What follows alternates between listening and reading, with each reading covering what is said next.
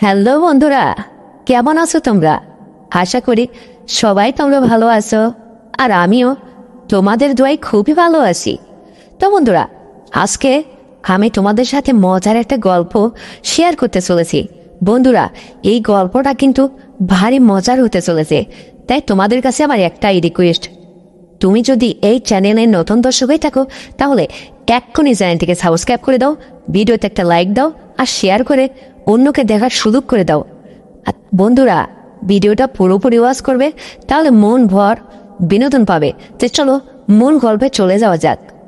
হঠাৎ একদিন বাবা আমাকে বলছিল, রিমা, তুই তো বাড়িতে একলা আসিস, তোর মা অসুস্থ, ওদিকে হাসপাতালে পড়ে আছে, কিন্তু তোর মা আমাকে বলছিল তোকে দেখতে চাই।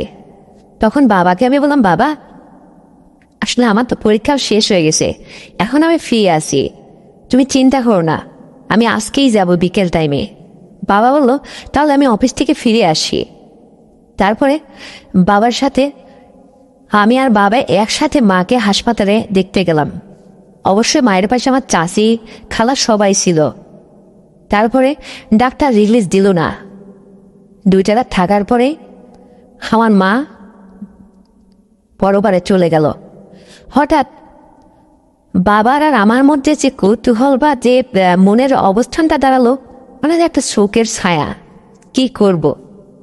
বাবার আমি একটা মাত্র মেয়ে, বাবার আর কোনো সন্তানাদি ছিল না। আমার বাবাটা বেশ ভালোই ছিল, কিন্তু তার চলাফেরার স্টাইল একটু ভিন্ন টাইপের। তারপরে বাবা আমাকে বলল, রিমা, যা হোক, কি আর করার, অনেকদিন ধরে তোর মা ভুগতেছে অসুস্থ অবস্থায়, টাকা পয়সা তো আর আমি কোনো কৃপণতা করিনি, বেশ আমার ইনকামের টাকায় যথেষ্ট তোর মায়ের জন্য খরচ করেছি, তাকে বাঁচাইতে পারলাম না, ওপরওয়ালা তাকে নিয়ে গেল। তারপর আমার মায়ের যখন সমাধি হলো, বাবাকে কিছুটা দিন পরে বলেছিলাম, বাবা, আমি একটা বিবাহযোগ্য মেয়ে, বেশ সুন্দরী আছি, আমাকে মানুষ দেখলে বিয়ের প্রপোজ করে। তাছাড়া দেখতেছি মাঝে মধ্যে বাড়িতে অনেকেই মেয়ে ছেলেরা আমার বিয়ের প্রস্তাব নিয়ে আসে। আমার বিয়ে হয়ে গেলে তো তুমি একদম একা হয়ে যাবে, এই 8 ফিটা গেটওয়ালা বাড়ি, আর একদম তুমি একলা, তোমার সেবা যত্ন কে করবে? তোমার চিন্তায় তো আমার বড্ড ভালো লাগে না। তখন বাবা বলছিল, রিমা, তোর মাটা জীবন থেকে চলে গেল রে, ভাবছি মনের মধ্যে কষ্ট, এই সুযোগটা এখন পর্যন্ত আমার মনের ভিতর থেকে যায়নি। তাছাড়া ভাবছিলাম, যদি কেউ আমার সহযোগিতা বা আমার সেবা যত্ন করার মতো কাউকে এমনি পেতাম, মানে টাকা পয়সা দিয়ে কাজের মানুষ, তাহলে আর আমি বিয়ে করতে চাইতাম না রে। তোর মা যখন আমার সাথে সংসার করতো, সেই যুবতীকালে হাসতে হাসতে আমাকে বলতো, দেখো, আমি যদি কোনোদিন তোমাকে ছেড়ে চলে যাই, তুমি কি একটা বিয়ে করবে? তখন আমি বলতাম, না না, তুমি আমার প্রথম, তুমি আমার শেষ। আজকে সেই কথাটা আমার বারবার মনের মধ্যে উদয় হচ্ছে, আমাকে কষ্ট দিচ্ছে, কিন্তু বাস্তব বড় কঠিন রিমা। আজকে সংসার করে বেঁচে থাকতে হলে আমাকে যে একদম সহযোগিনী দরকার, কি করব? তখন আমি বললাম, বাবা, আবেগ দিয়ে কখনো জীবন চলে না। মায়ের কাছে তুমি কথার কথা বলছিলে তাকে খুশি করার জন্য, কিন্তু আমি তোমার এখন বিবাহযোগ্য মেয়ে, আর কদিনই বা তোমার সেবা যত্ন করবো, তোমার পাশে থাকবো, আমাকে তো পরের বাড়ি যেতেই হবে বিয়ে শাদী করে, তখন তুমি তো বড় একলা হয়ে যাবে। বাবা তখন বলল, আর কয়েকটা দিন ধৈর্য ধর, যতদিন তোর বিয়ে শাদী না দিচ্ছি ততদিন আমি কোনো কিছুই করতে পারবো না। বাবা এই বলে আমার কাছ থেকে পাশ কাটিয়ে গেল। হঠাৎ আমি শুয়ে আছি, হঠাৎ করে গভীর রাত্রে অনেক ঝড়ো হাওয়া বইছে, আকাশে বিদ্যুৎ চমকাচ্ছে, কালো মেঘ। আমার আবার আগে পরের থেকেই মানে মেঘ দেখলে খুব ভয় লাগতো মনের কাছে, একলা রুমে শুইতে পারতাম না। কিন্তু আমার মা তো আর বেঁচে নেই, পাশের রুমটাতে বাবা একলা ঘুমায় থাকে। আমি ভয় করে যাব কোথায়, কার কোলে মাথাটা লুকাবো? বাবার দরজায় গিয়ে ঠাক ঠাক করে দরজায় নক করলাম আর বললাম, বাবা, বাবা, তুমি দরজাটা একটু খোলো তো। বাবা বললো, কি হয়েছে রিমা? এই বলে বাবার দরজাটা খুলে দিল। তখন আমি বললাম, বাবা, এই ঝড় বৃষ্টির আওয়াজ শুনলে আমার একদম একলা রুমে থাকতে ইচ্ছে করে না, ভয় লাগে। মা যতদিন বেঁচে ছিল মা থাকতে আমি মায়ের কোলে মাথা দিয়ে শুয়ে থাকছি। এখন আমি কোথায় যাবো? আমার ভীষণ ভয় লাগছে। হয় তুমি আমার রুমে আসো, আর তা নাহলে আমি তোমার এই রুম থেকে আর যাচ্ছি না যতক্ষণ বৃষ্টি না কমছে। তখন বাবা বলল, ও তাই? তাহলে সমস্যা কি? তুই এখানে শুয়ে পড়, আমি তো তোর বাবা। কি এমন হয়েছে? ও রুমটা আটকা দিয়েই আমি আমার রুমটা একদম আটকা দিয়ে এসে বাবার রুমে না শুয়ে বাবার শিহরণে একটু বসে থাকলাম। তখন রাত প্রায় 1:30 বা 2টো বেজে গেছে, আনুমানিক এরকম হবে। কিন্তু আকাশে যে মেঘের গর্জন আর যেমন ভারী বৃষ্টি মুষলধারে সেটাও ছাড়ছেই না। কত রাত আর এভাবে বসে থাকবো? মা হারা বাবা আমার বড় কষ্টে ওদিকে কাঁপ ফিরে শুয়ে পড়ছে, ঘুমাচ্ছে। আমি আলতোভাবে ঠিক আমার মা যেখানটায় ঘুমাতো ওই বালিশে মাথা দিয়ে ঘুমিয়ে পড়ছি। ঠান্ডা ঠান্ডা আবহাওয়া ছিল। হঠাৎ বাবার এটা বুঝি পুরনো অভ্যাস, মানে মায়ের বালিশটা তো এতদিন শূন্য ছিল, কিন্তু আমি জড়যন্ত্র একটা মেয়ে, যুবতী মেয়ে, সেই বালিশে যখন ঘুমাচ্ছি, হয়তো ঘুমের বিয়েতে আবেগে বাবা তার নিজের অজান্তে অন্ধকার রুমে মাকে ভেবে বাবা আমাকে হঠাৎ করে বুকে আলগে নিল, ভালোবাসতে শুরু করছে। আমি ততক্ষণে ঘুমেছিলাম, গভীর ঘুমে, বুঝতে পারছিলাম না। কিন্তু যখন মনের কাছে একটু অনুভূতি জাগলো, একটু অনুভব করতে পারলাম যে যেন পাথরের মতো কি একটা আমার উপরে চেপে আছে, তখন আমি নড়ে শুতেই মনে হলো কোনো মানুষের। তখন আমি ওদিকটায় কাত ফিরে একটু ঘুম থেকে জাগ্রত হওয়ার মতো করে উপক্রম করে আমি উঠে বসে পেলাম হাত ঝেড়ে। উনি বুঝতে পেরে পাশে আবারও শুয়ে পড়ছে। আমি তখন হঠাৎ করে বাথরুমে চলে গেছি, যে দেখি সব কিছু আগের মতো আর নেই, পরিবর্তন। ব্যাপারটা আমার কাছে অদ্ভুত মনে হচ্ছিল। তখন চিন্তা করলাম, হয়তো আমি গভীর ঘুমে ঘুমিয়েছি আর এটা ভুলে মিস্টেক করে হয়েছে। বাবাকে একটা সংসার করতে হলে বিয়ে করতেই হবে। আমার বাবার তো আর এমন কোনো বয়স হয়নি। তাছাড়া সে সরকারি জব করে, তার চলাফেরার স্টাইল অন্যরকম। কিন্তু হয়তো বা সে ঘুমের ঘরে মনের অজান্তে, এটা আর কিছু মনে করলাম না, চুপচাপ যাই হোক আমি ওখানে আর না শুয়ে আমি আমার রুমে চলে আসলাম। সকাল হলো, আমি রান্নাবান্না করে বাবাকে খাইয়ে দিয়ে অফিসে বের করে দিলাম। আর ভাবছিলাম, এটা কেমন হলো, কি হয়ে গেল? এটা অজান্তে হোক আর না জেনেই হোক, আমি তো গভীর ঘুমে ঘুমিয়েছিলাম। অতক্ষণে আমার যদি চাপা কষ্টটা না লাগতো, আমি তো ঘুম থেকে জাগ্রতই হতে পারতাম না, আর বুঝতামই না কখনো। কিন্তু কোনো কিছু কি আর বাদ আছে? সবই তো সর্বশান্ত হয়েই গেছে, কিছুই বাদ ছিল না। তবু চুপ করে থাকলাম। ব্যাপারটা আসলে আমি ঠিক বুঝেই উঠতে পারছিলাম না। হঠাৎ বাবা অফিস থেকে দুপুরে লাঞ্চ সেরে আমাকে ফোন করলো, বলল, রিমা কি করছিস তুই এখন?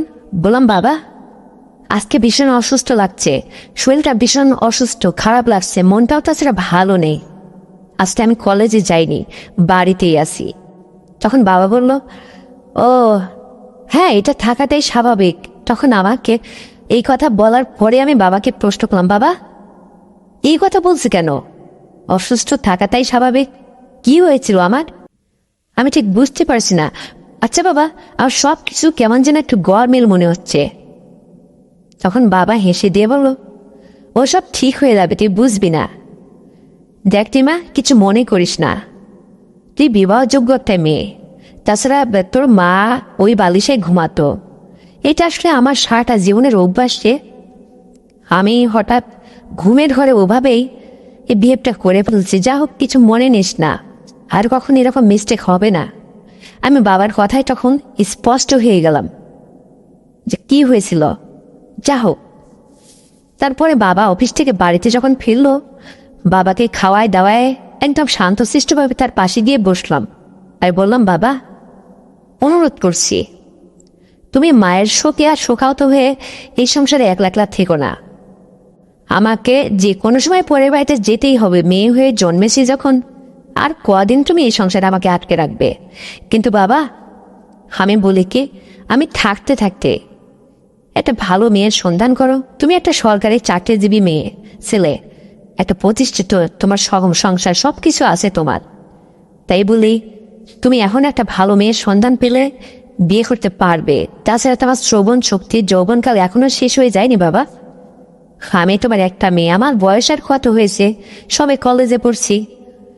তখন বাবা বলল, এত করে যখন যেহেতু বলছিস, আর তাছাড়া আমি গতকালকের ঘটনাটার জন্য খুব দুঃখিত, সরি রে, আসলে বুঝতে পারিনি, অজান্তে পুরনো অভ্যাস তো।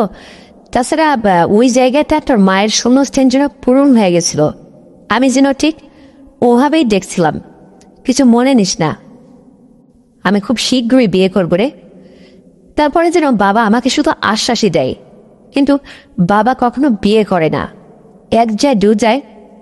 হঠাৎ বাবা আমাকে বলল, রিমা, আমাদের অফিসের কলিগ, আমার এক বন্ধু, তার সাথে আমার খুব গুড রিলেশন। ও আমার মতোই আজিজ সাহেব, ওনার বাড়িতে ওনার মেয়ের বিয়ে। আমাদের ফ্যামিলিতে তো আর কেউ নেই, তবু সাপটা দাওয়াত করছে। আমি একলা কি করে সেখানে যাব? তবে যাওয়ার পরটা একটু দূরেই হবে। উনি এখানে অতীত থেকে আমাদের অফিসে ডিউটি করে, কিন্তু ওনার বাড়িতে যেতে হলে কমপক্ষে 5 ঘন্টা বাসে জার্নি করে যেতে হবে ওনার দেশের বাড়ি। আমি বললাম, বাবা কতদিন, তাছাড়া বেড়ানোও হয় না, কবে যাবে? বললো, আগামী শুক্রবারে যাব, তুই রেডি থাকিস। আমি যেন তৈরি হয়েছিলাম। ঠিক শুক্রবারে বাবার সাথে বাবার বন্ধুর বাড়িতে তার বন্ধুর মেয়ের বিয়েতে দাওয়াত খেতে গেলাম। কিন্তু 5 ঘন্টা বাসের জার্নি, সেখান থেকে তার দিন ফেরত আসা যায় না। সেখানে আমাদের অতীত থাকতে হলো, কিন্তু অনেক মানুষের ভিড়ে অনুষ্ঠানের বাড়ি, বোঝোই তো বন্ধুরা, মানে রাতের ঘুমটা একটু শোয়ার জায়গা একটু শর্টই হয়। এটা প্রত্যেক ফ্যামিলিতে একই রকম সমস্যা ধারণ করে। তারপরে বাবার বন্ধু আমাদের বলল যে, বাবাকে বলছিলাম, এটা আমি শুনতে পারলাম যে, দেখ বন্ধু, আমাদের দোতলায় যে ফ্রি রুমটা আছে, তুই আমার একদম অন্য গেস্টের মতো না, একদম আমার পার্সোনালি। বলে কি, মেয়ে যেটা আছে, তোরা তো বাবা মেয়ে, ওই রুমটাতে একটু গিয়ে ঘুমা, নাকি কোনো প্রবলেম আছে, নাকি মেয়ের অন্য কোনো জায়গায় করে দেব?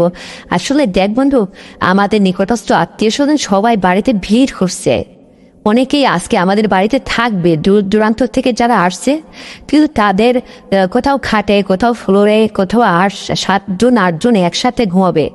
কিন্তু তোকে আর তোর মেয়েকে তো আমি যেখানে সেখানে ঘুমাইতে দিতে পারি না, তোরা তো সহজে আমাদের বাড়িতে আসিস না। তাই বলি কি, দোতলায় জাস্ট একটাই রুম করা আছে রে, এখানে আমি বসে বসে বই পত্রিকা পড়তাম, একটু বিশ্রাম নিতাম। দোতলা বলতে দোতলায় নামে, রুম বেশি একটা করা হয়নি। এখানে থাকলে কি কোনো প্রবলেম আছে? তোরা বাবা মেয়ে থাকবি? বাবা বলছিল, না না, আমাদের কোনো সমস্যা নেই। তারপরে তার মেয়ের বিয়ের কাজটা যখন সম্পূর্ণ শেষে, খাওয়া দাওয়া শেষে রাত্র যখন 11টা বাজলো, বাবার বন্ধু আমাদের সে দোতলা ওই রুমটাতে নিয়ে গেল। বলল, তোরা বাবা মেয়ে দুজনেই এখানেই আজকে তারটুকু ঘুমিয়ে থাক, আমি কিছুটা সময় তোদের সময় দেব, আমি সমস্ত কাজ সেরে আসব। তখন বাবাকে বললাম, বাবা আমি আজকে তোমার পাশে এই বালিশে আমি ঘুমাবো না, আমি ফ্লোরে ঘুমাই আর তুমি খাটের উপরে ঘুমাও। কারণ আমার খুব ভালো মনে আছে সেদিন ঝড় বৃষ্টির রাত্রে মা নেই বলে তোমার কাছে আমি একটু মাথা গুঁজেতে গিয়ে বলে ভালে যা করছিলে, আজকে মনে হয় সেই ভুলটা আবারও আমি করতে যাচ্ছি না। হতে পারে তোমার বদ অভ্যাস মায়ের সাথে, কিন্তু আমি একটু ফ্লোরে ঘুমাইতে চাই বাবা, তাহলে আমি ঠিক শান্তিপূর্ণভাবে ঘুমায় পড়ব। বাবা বলল, না না, এসবের কি দরকার আছে, এখানেই ঘুমাই না, মাঝখানে প্রজরে কোলবালিশ দিয়ে নিচ্ছি, আর ভুল হবে না। ভুল কি প্রতিদিন হয়? আমি তবুও বাবার কথা কিছুই শুনছিলাম না, কিন্তু বাবা নাসরবান্দা বলছে, না না, তোর সাথে ছোট ছোট করে দুটো একটা গল্প করতে করতে ঘুমিয়ে পড়ব। আর কদিনই বা বাবার সাথে এখানে কোনো ঘুরবি, সুযোগ পাবি না রে রিমা। তোর যখন বিয়ে হয়ে যাবে তখন তুই পরের ছেলেকে সময় দিতে দিতেই বাবার কথা মনেই থাকবে না। তখন বাবার প্রতি আমার একটু মায়া হলো। বললাম, ঠিক আছে নাও, এ বলে আমি তার পাশে ঘুমিয়ে পড়লাম। নতুন জায়গা তো সহজে ঘুম ধরছিল না, তবে সারাদিনের গাড়ি জার্নি আর ক্লান্ত সব কিছু মিলে ঘুমের একটু ভাবও আসছিল কিছু সময় পরে। বাবাকে দেখতে পেলাম কিছু সময় আমার সাথে কথা বলতে বলতে নাক ডাকিয়ে সে একবারে নিথরে পড়ে ঘুমাচ্ছে। কিন্তু তাকে যখন দেখলাম সে কনফার্ম ঘুমিয়ে পড়ছে, তখন আমিও চুপচাপ ঘুমিয়ে পড়লাম। কিন্তু সেদিনের মতো আবারও এই একই রকম অবস্থা।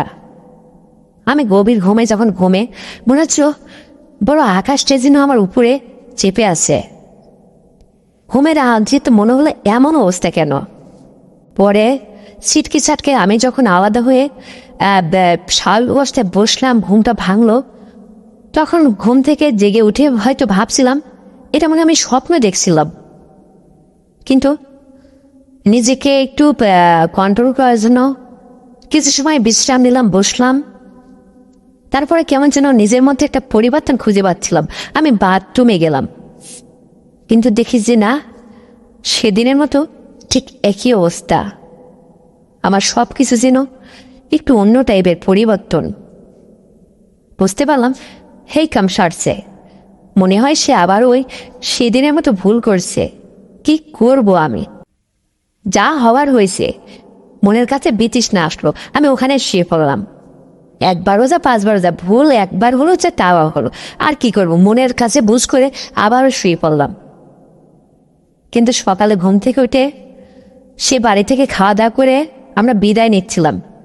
বাবার বন্ধু বাবাকে আর আমাকে আসতে দেবেই না সেদিন। কিন্তু বাবা বলল না রে, আমাদের বাড়িটা একদম ফাঁকা, কেউ নেই। তাছাড়া দূরের পথ, কালকে আসছি, একটা রাত তো থেকে গেলাম, অন্যদিন আবার আসবো। তুই ঠিকঠাক কথা মেয়ে বিদায় করে নে। বাবা আর বন্ধুকে বাবা এই কথা বলে বাড়ি থেকে বিদায় নিল। আমরা আবারও বাসে চড়ে ঠিক বিকেল হয়ে গেল বাসায় ফিরতে। আমি গাড়িতে বসে গাড়ির সিটে বাবাকে আস্তে আস্তে বলছিলাম ছোট ছোট কণ্ঠে, বাবা তুমি কিন্তু আবারও মিস করছো। তখন বাবা মুচকে হেসে বলছে, হ্যাঁ রে, এটা আমিও বুঝতে পারছি পরে, কিন্তু দেখ আমি কি করব বলতো? এমনটা হয় কেন? তুই আমার পাশে এভাবে ঘুমিয়েছিলি, আমার ঘুমের মাতালে মনে হয় যে না তোর মায় ঘুমিয়ে আছে। ঠিক এইটা মনে করে আবেগ বর্ষে যে কি হয় আমি বুঝি না। তখন বাবাকে বললাম, আসলে বিয়ের যে কি সুখ সদ্দাল্লাদ, মনে হচ্ছে আমি স্বপ্নের মধ্যে সবকিছু বুঝে ফেলছি, সব অনুভব করছি। বাবা, আমার বিয়ে করতে খুব ইচ্ছে করছে, তোমরা তাড়াতাড়ি পাত্র দেখো। বাবা বলছে, না না রিমা, তোকে সহজে বিয়ে দিব না। আমি বললাম, না বাবা, তুমি যে আমাকে কেন বিয়ে দিতে যাচ্ছ না, আমি তোমাকে হারে হারে বুঝে ফেলেছি, আর নয় কোনো ভুল করা যাবে না। তাছাড়া আমি সাবালিকা হয়ে গেছি, আমার আর অতটা লেখাপড়া করার ইচ্ছা নেই। তুমি যদি নতুন মা আনতে, তাহলে আমি আরও পড়াশোনা করতাম, আরও কিছুটা দিন তোমার সংসারে থাকতাম। কিন্তু একটা যুবতী মেয়ে আমি এভাবে একই ছাদনার তলে, বাবা আমি থাকতে চাচ্ছি না, তুমি দেরি করে ফেলছো। তখন বাবা বলল, আচ্ছা ঠিক আছে, চেষ্টা করছি। বাবার সাথে কিছুদিন বাদেই একটা সম্বন্ধ আসলো। আমিও অনেক জায়গায় বলা কয়া করছিলাম। মেয়েটা বেশ ভালোই ছিল, তবে এক ঘর ফেরত ছিল। বাবার সাথে বিয়ে হলো, সে আমার ছোট মা। যাক, বাবা যখন তার সাথে ভালোভাবে সুন্দরভাবে সংসার করতে লাগলো, বাবার সাথে দেখতাম প্রতিনিয়ত বাবার প্রয়োজন হয়। খুব সুন্দর হাসি খুশি, আর খুব ভোরে উঠলেই স্নান করার আওয়াজ পেতাম। ব্যাপারটা আমার কাছে অদ্ভুত লাগতো। সেই বাবার কাছে একটু মাথা গুঁজতে গেলে কি আর মানে হয়, পরিবর্তনটা তো আসবেই। এভাবেই তারা যখন সুন্দরভাবে সংসার করতে লাগলো, আমার বিয়ের প্রস্তাব আসলো ইঞ্জিনিয়ার ছেলে দেখে। বাবা কিছুটা দিন বাদে আমাকেও বিয়ে দিয়ে দিল। আমি স্বামীর সংসারে চলে গেলাম। সেখানে গিয়ে স্বামীর সাথে যখন বাসরাত্রে তার পাশে বসলাম, ঠিক সেদিন যে অনুভূতিটা আমার মধ্যে আসলো, স্বামীর মানে দাম্পত্য জীবনে স্বামীর যে সুখ আহ্লাদ, যখন গভীর রাত হলো, স্বামী রুমের লাইটটা বন্ধ করে দিল, সেদিন যেন ওই অনুভূতিটা আমার কাছে মনে হচ্ছিল সে বৃষ্টির রাতের কথা। ঠিক এরকম একটা অনুভূতি আমি কোথার থেকে নাকি স্বপ্নের মধ্যে থেকে পেয়েছিলাম। এত ভালো লাগছিল না, মনে হচ্ছে আগে কখন এরকম অনুভূতি আমি কোথাও পেয়েছি। ভীষণ মনে পড়ছিল। যা হোক, স্বামীর সাথে সংসার করতে লাগলাম। বিবাহিত জীবনের যে সুখ আহ্লাদ, স্বামীর সাথে যে সুন্দরভাবে সংসার করার একটা আনন্দ, এটা আমি এখন বুঝতে পারছি। খুব ভালো লাগে আমার। যা হোক, স্বামীকে আমি খুব মন জগিয়ে চলতাম। তাছাড়া ওই সংসারের শ্বশুর শাশুড়ি সবাইকে খুব খেদমত করতাম। ভালোই দিন কাটছিল আমার। মাটা দুনিয়া ছেড়ে চলে গেছে। আমার শাশুড়িকে ঠিক আমার মায়ের স্থানে বসিয়েছিলাম। শাশুড়িকে খুবই শ্রদ্ধা ভক্তি করতাম। মা বলে ডাকতাম, যেন আমার আপন মা। সেও আমাকে ঠিক নিজের মেয়ে করেই দেখত। যদিও আমি তার পুত্রবধূ। এভাবে সংসার করতে লাগলাম। তো বন্ধুরা, আমার জীবনে মা মরে যাওয়ার পর একটা যুবতী মেয়ে, অবিবাহিত, বাবার কাছে, যেহেতু আমার মায় নেই, এই সিঙ্গেল বাবার কাছে থাকতে, এবং বাবা যতদিন বিয়ে করছিল না এবং আমারও যতদিন বিয়ে হচ্ছিল না, সব মিলিয়ে এই সময়টা কীভাবে পার করেছিলাম, কতটা চিন্তা, কতটা টেনশনের মধ্যে আমার দিনটা কাটতো। সব মিলে স্বামীর সংসারে এসে সুখী হলাম এবং বাবাকেও সংসার দৌড়িয়ে দিলাম। এটা কেমন যেন একটা রহস্যজনক ব্যাপার ছিল আমার কাছে। আমি যেন জীবনে একটা পরীক্ষার মধ্যে পড়ে গেছিলাম। মাঝখানে আমার লেখাপড়াটা কলেজ অবধি হারিয়ে গেল। যা হোক, জীবনের ঘটে যাওয়ায় ছোট্ট গল্পটি আজকে তোমাদের সাথে শেয়ার করতে পেরে আমার ভীষণ ভালো লাগছে। তো বন্ধুরা, এই গল্পটা শুনে তোমাদের কেমন লাগছে? যদি ভালো লেগে থাকে তাহলে এই ছোট্ট চ্যানেলটিকে, এই নতুন চ্যানেলটিকে এক্ষুনি সাবস্ক্রাইব করে দাও। ভিডিওতে একটা লাইক দেওয়া, শেয়ার করে এই ভিডিওটা তোমার কাছের বন্ধু বান্ধবকে দেখার সুযোগ করে দাও। কারণ বন্ধুরা, তুমি যদি নতুন চ্যানেলটিকে সাবস্ক্রাইব করে দাও, তাহলে আমি নতুন বিনোদনমূলক ভিডিও বানাইতে অনুপ্রাণিত হই, উৎসাহিত হই। তো আজকের গল্পটা ঠিক এ পর্যন্তই ছিল। সবাই ভালো থাকবে, নিজের স্বাস্থ্যের যত্ন রাখবে, তোমার পরিবারের খেয়াল রাখবে, এই প্রত্যাশায় আজ এই পর্যন্তই। আল্লাহ হাফেজ।